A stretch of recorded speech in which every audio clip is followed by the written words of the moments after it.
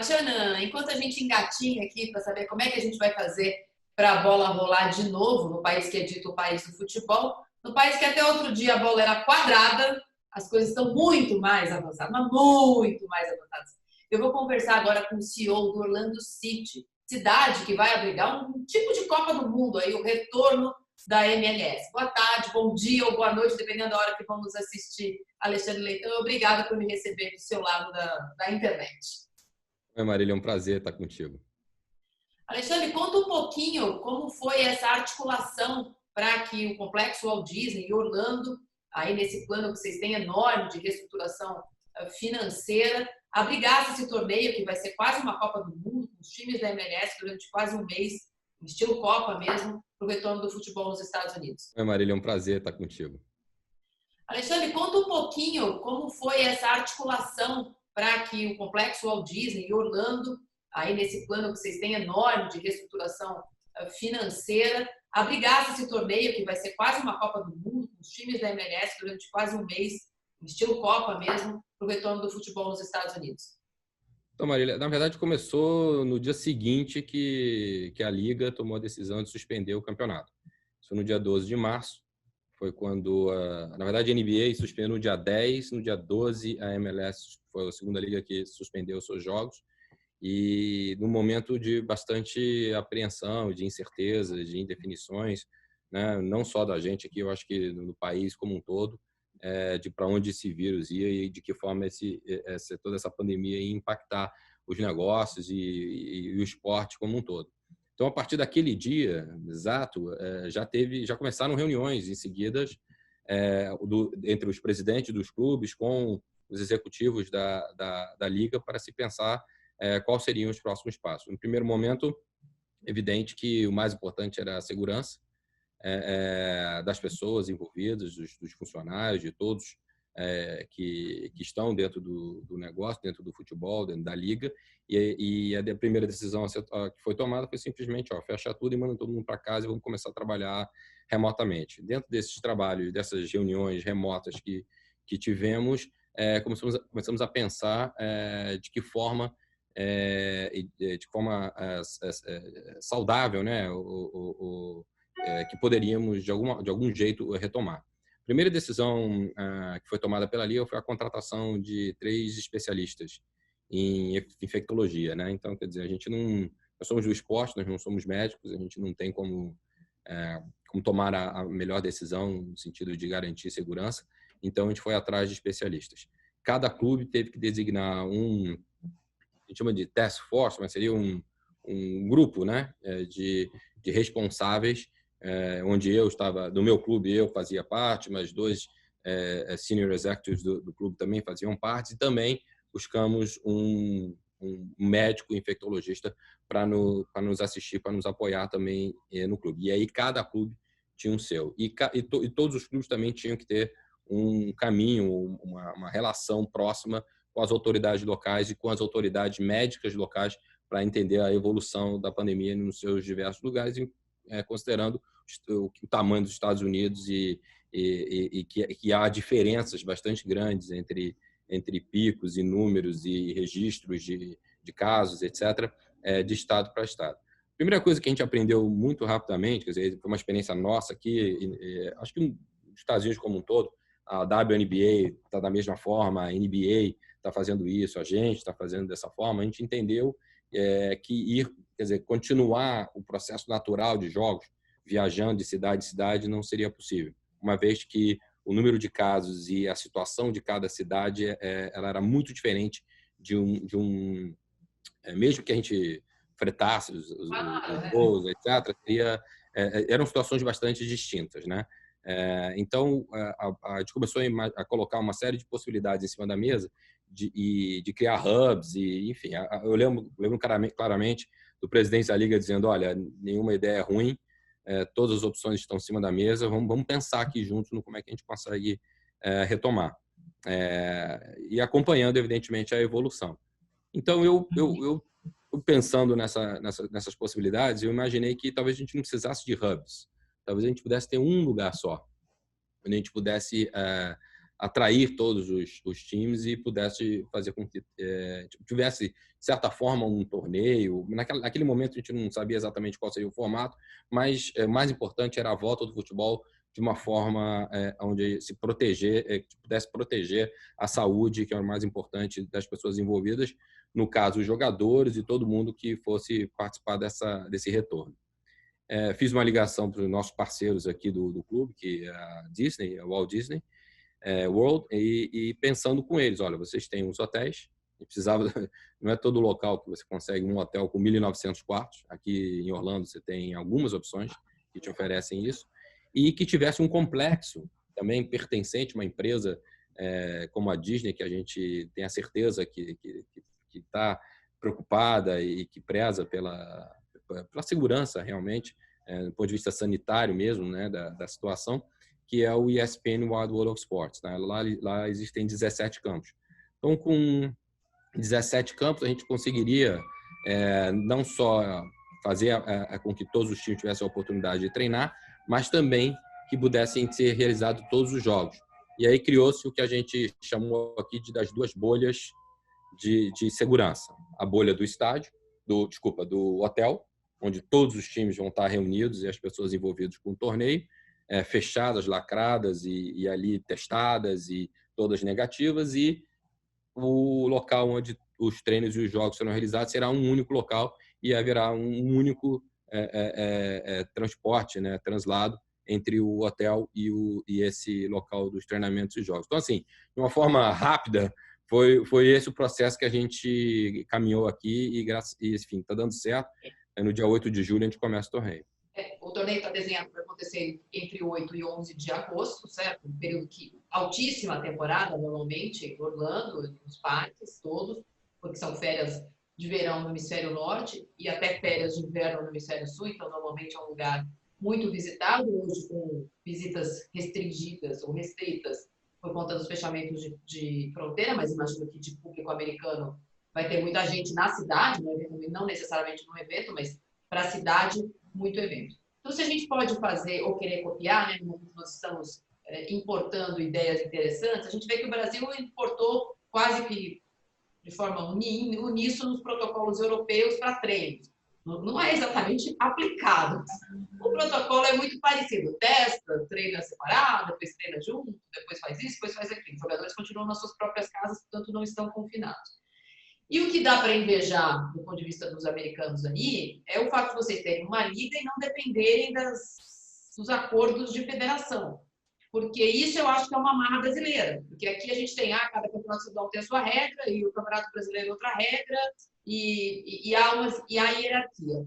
Como é que o fato de vocês serem uma liga, e você obviamente conhece o ambiente brasileiro, facilitou vocês andarem com o processo? Porque aqui parece tudo muito amarrado, porque fica tudo, porque o contrato não era assim, o contrato não previa um campeonato com mata-mata, agora não tem data. Como é que vocês conseguiram sair daquele mundo pré-12 de março para vocês e avançar para o novo normal? Eu acho que, primeiramente, assim, a liga era formada por 26 clubes, são 26 donos, esses 26 donos são donos da liga, né? Então, são 26, no final das contas, são 26 representantes que sentam e tomam as decisões que são levadas a eles através desse grupo de pessoas que envolvem os presidentes dos clubes e alguns executivos com a ideia de retomada. Então, no primeiro momento, o que você imagina é você se reaproximar do torcedor, você trazer o esporte ao vivo, você continuar com um soccer, como a gente chama aqui nos Estados Unidos. Não daria para a gente voltar ao torneio, a gente entendeu isso consultando os especialistas, isso não foi recomendado, então a gente foi buscar alternativas. A partir do momento que você tem essa ideia e você acredita nela, você vai ter uma reunião onde isso é apresentado aos donos, eles aprovam. A partir do momento que está aprovado, o que você busca são as autorizações dos diversos autoridades locais. Que, na verdade, é bem técnica a questão, né? Por exemplo, eu aqui ajudei a Liga no sentido de buscar as autorizações da prefeitura, do condado e da cidade, mas sempre com foco na parte de saúde, e a gente explicou como seria o protocolo e eles aprovaram na hora, e a Liga foi ao governo do Estado e ao governo federal. A gente teve que submeter isso à Casa Branca, no sentido olha, dessa forma, mas sempre não é uma questão política, uma questão técnica e científica e com um olhar em cima da proteção. Quando se fala no nosso caso aqui, a gente testa a cada 48 horas, né? A cada 2 dias tem um teste. A gente começou com treinos em casa, depois o CT foi aberto, mas não o prédio em si, só os campos, onde existiam treinos individualizados. Então, você poderia, dependendo de quantos campos você tem no seu CT, você fazia quadrantes e o jogador vinha com o seu material, o seu equipamento, quer dizer, ele não tinha contato com outro jogador, não podia nem passar a bola de um para o outro. A gente fazia aqueles testes individualizados, aí e testando, até evoluir para uma outra fase, onde seriam treinos em grupos. A gente está falando aí de 6 a 8 jogadores, onde você consegue, se alguma coisa acontecer, fazer um tracing, identificar, né, com quais jogadores aquele atleta de alguma forma teve algum tipo de contato, né? E finalmente, estamos muito felizes, desde ontem a gente conseguiu aprovação para testes aí que a gente chama de full team training, que é coletivo, e aí é treino de uma forma geral.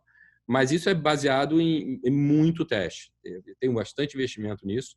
E a gente hoje... é de cada clube ou a Liga obrigou os clubes a ter este protocolo, Alexandre?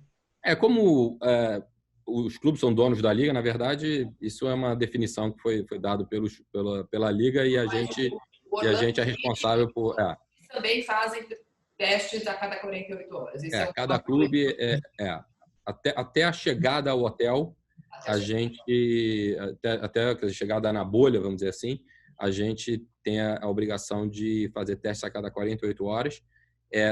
No momento, nós vamos chegar no hotel no dia 28. Então, a gente testa 27, 28 e 29.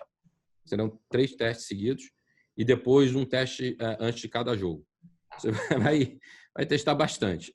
Mas isso eu acho que é importante para que todo mundo tenha a certeza de que está seguro. E o campeonato vai ser todo no mesmo lugar? Vocês negociaram direitos de TV? É um período bom, né? Eventualmente, poucos campeonatos acontecendo. Como é que vocês fizeram o desenho da tabela? Então, é um torneio, como você falou, lembra muito a Copa do Mundo. Enfim, é mata-mata, são 7 jogos para ser campeão. Você tem o primeiro grupo de fase, na verdade, depois entra o mata-mata, 7 jogos para o time ser campeão. Agora, tem algumas coisas interessantes. Cada jogo que a gente fizer aqui, ele já conta para a temporada regular do MLS Cup. A gente tem essa pretensão de voltar com o torneio a partir de agosto, quando a gente imagina que as coisas estejam melhores. Então, existe essa possibilidade. Que a gente não tem certeza hoje, mas a gente resolveu como decisão. Falei, olha, e até porque acho que é importante que o torneio seja encarado de forma bastante relevante para os clubes, né? Eu estou falando aí de treinadores e jogadores entenderem que isso é um torneio que vale, que importa, que é relevante para a gente. Então, cada jogo, os pontos vão valer para o campeonato regular. O campeão recebe um prêmio de $1.100.000, também é importante nesse momento, e vale vaga para o CONCACAF Champions League, que seria o comparativo com a Copa Libertadores, né? Esse acordo vocês fizeram com a CONCACAF? Oi? Este acordo vocês fizeram com a CONCACAF? Sim. E normalmente é o campeonato regular que dá essa vaga. Na verdade, o campeonato regular e o US Open Cup. Como esse ano a US Open Cup não vai acontecer, que aliás é o torneio mais antigo dos Estados Unidos de soccer, ele é centenário, é uma pena. Enfim, ele acabou, não vai acontecer esse ano, e aí, portanto, a vaga que seria para o US Open Cup, ela acaba indo para esse torneio. Então, os times estão se preparando da melhor forma possível e olhando para esse torneio de forma bastante séria. Você sabe, Alexandre, que tem gente que não acredita nisso, mas a imprensa está aqui para achar areinha, né? Até para a gente copiar as coisas boas. Eu achei interessantíssimo isso que você falou sobre já se programar para ter esses pontos, para você ter um campeonato com datas reduzidas, como provavelmente vai acontecer. Já tem alguns jogos que você pode tirar da tabela regular, porque eles já vão ter acontecido durante essa Copa. Uma coisa nova que eu imagino que todos os campeonatos vão ter a partir de agora é lá uma linha fina dizendo em caso de uma nova onda de contaminação da pandemia. Eu imagino que também a Copa vai ter essa preocupação. O que aconteceria? Apesar de toda a bolha, né, a gente, infelizmente, está vivendo uma coisa muito insegura, né, um vírus que desafia a medicina, desafia os cientistas, desafia o esporte também, que é um esporte de contato. Quais são as amarras legais que vocês estão colocando no protocolo de vocês ou no regulamento para caso apareça um caso no meio desse mês? Olha, a gente segue os protocolos que foram definidos pelo governo federal, que a gente chama de CDC, né? Que é o Centro de Doenças Infecciosas. Então, na verdade, o que acontece? Dentro do próprio hotel tem uma área que ela já fica isolada, né? E essa área isolada do hotel é justamente para, se a gente espera que não tenha, caso exista algum jogador ou algum membro que esteja participando do torneio que de alguma forma tenha contraído o vírus, mesmo com toda essa preocupação, você vê, a gente está num hotel exclusivo para os times, absolutamente lacrado, onde todas as pessoas que entraram lá testaram negativo para poder entrar. Então, quer dizer, a gente vai reduzindo muito a possibilidade de se existir, mas se existir, o que o protocolo diz é que esse jogador, ele sendo assintomático, ele vai para um isolamento, né? E ali ele praticamente perde o torneio, porque esse isolamento ele dura 10 dias até que ele possa voltar aí já faz o teste de antibody, né? Que é para saber se você tem os anticorpos. Tendo positivo, enfim, você segue sua vida, né? Sendo sintomático, a gente vai ter um tratamento inicial já dentro da bolha, e dali, se for necessário, se tiver uma necessidade um pouco maior, ele é levado ao hospital. Quer dizer, o torneio ele não para, né? Você observa a reação dos jogadores e se algum jogador aparentar sintomas, e lembrando que a gente vai estar testando sempre antes de cada jogo, né? Então, a partir do momento que você testa novamente e se algum jogador tenha dado positivo, ele também afasta, ele não vai para o jogo. Então, assim, a gente acredita que a possibilidade de ter um caso positivo é muito pequena, dentro das circunstâncias com as quais a gente está se preparando e se protegendo, né? Mas existe todo um protocolo e tudo, enfim, existem uma série de situações que a gente já estará preparado no torneio para reagir caso aconteça. E para, obviamente, deixar claro para todo mundo que futebol não são 11 contra 11, né? Não é 11 contra 11, é muito mais do que isso. Eu imagino que esse protocolo valha para todo mundo que vai entrar na bolha. O dirigente, massagista, fisioterapeuta, todo mundo já está nesse processo eu ia falar intubação, mas não é uma palavra boa. Esse processo de restrição na vida normal agora, nós já estamos no dia 16, vocês vão entrar no hotel no dia 28, daqui a 2 semanas. Quantas pessoas estão envolvidas em cada equipe?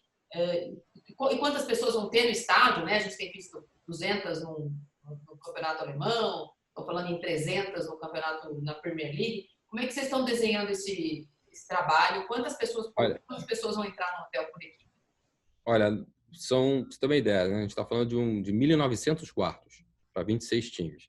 Então, quer dizer, cada time vai estar levando, em média, umas 45 pessoas normalmente, fora toda a equipe de produção dos jogos, de TV, mas, enfim, as pessoas que estão ali, né, fazendo com que o jogo aconteça. A gente tentou minimizar o máximo possível, usando de bastante tecnologia, mas veja, não vai ter fã, evidentemente, não tem torcedor, mas a gente precisa entregar um produto que seja, do ponto de vista de tecnologia e de inovação, seja bastante relevante e bacana para os fãs que vão estar assistindo em casa. Quer dizer, muito da conversa que a gente tem tido com os nossos parceiros de TV é justamente em busca disso, né? O que a gente pode fazer de diferente que a gente não vinha fazendo nos nossos jogos para estar entregando os nossos compromissos comerciais com os nossos patrocinadores, mas também uma experiência diferente, bacana para os nossos torcedores. Essas pessoas todas que estão envolvidas, elas seguem os mesmos protocolos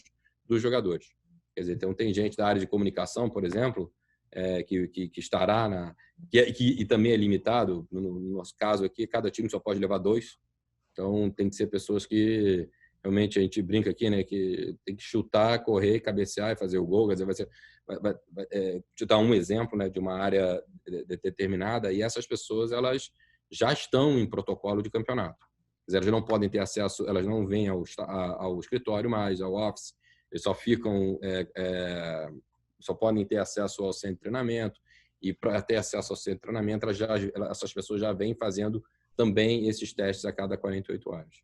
Bom, a gente não pode esperar pouca coisa. Você falou sobre inovação, a experiência é tudo que a gente espera de um acordo feito por uma liga americana fazendo um evento nos parques da Disney, né? Se não tiver brilhinhos e efeitos especiais, a gente não gosta. Então, você pode contar algumas novidades, porque a gente tem visto um pouco do mesmo, né? Nos estádios, um PG, um som ambiente, eventualmente figuras de papelão. Tem alguma novidadezinha que você pode contar? Então, no nosso caso, Marília, é diferente do que acontece na Europa, né? E a gente sempre comentou isso, a gente evita a palavra jogos com portões fechados.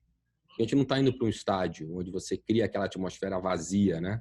A gente está indo, na verdade, para um complexo onde a gente vai separar 3 campos e aquele campo vai acontecer o jogo. Enfim, então, você imagina que um campo que não tenha sequer arquibancada. Tá? Como é que você cria o ambiente? Vai ser tudo virtual. E hoje existe tecnologia para isso. Então, muita coisa, quer dizer, eu diria que 99% do que o fã vai estar olhando na televisão, aquilo, de fato, no local não vai estar existindo.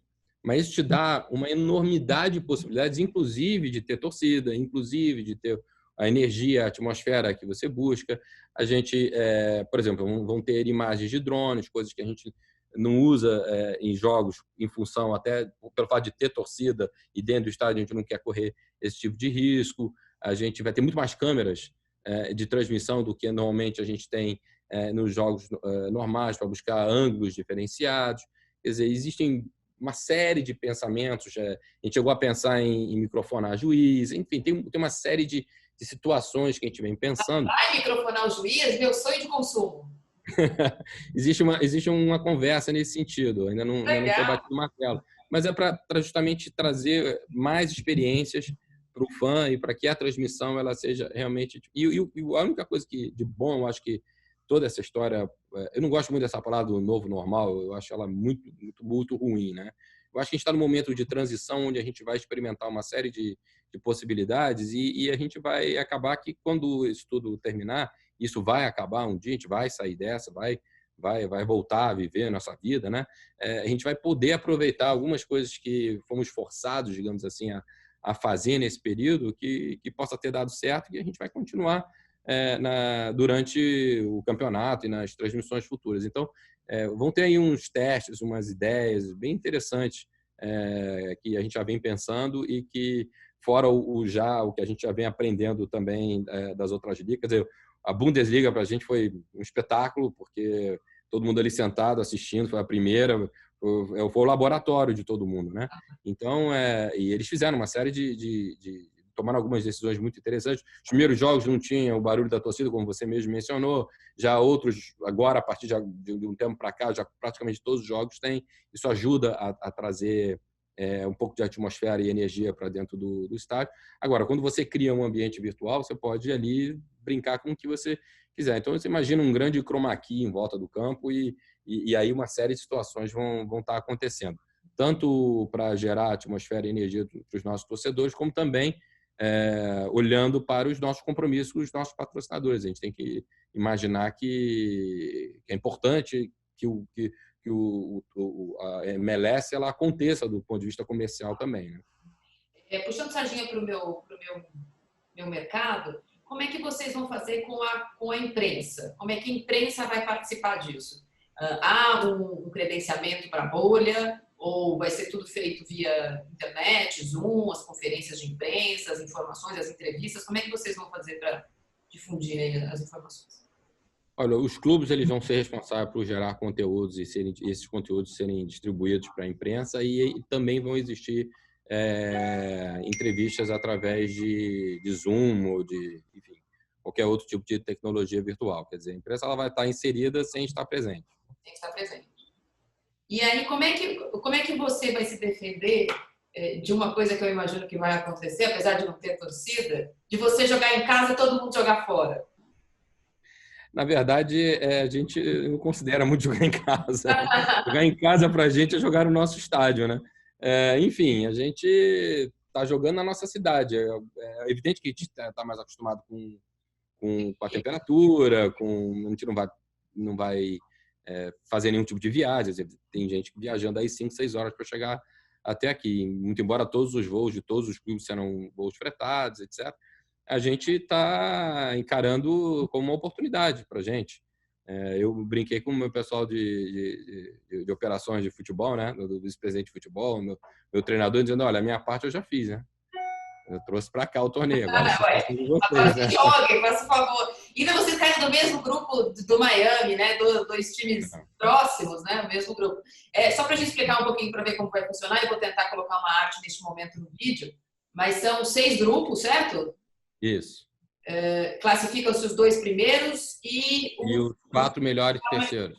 E aí, oitavas de final com sorteio. Acho que tem chaveamento.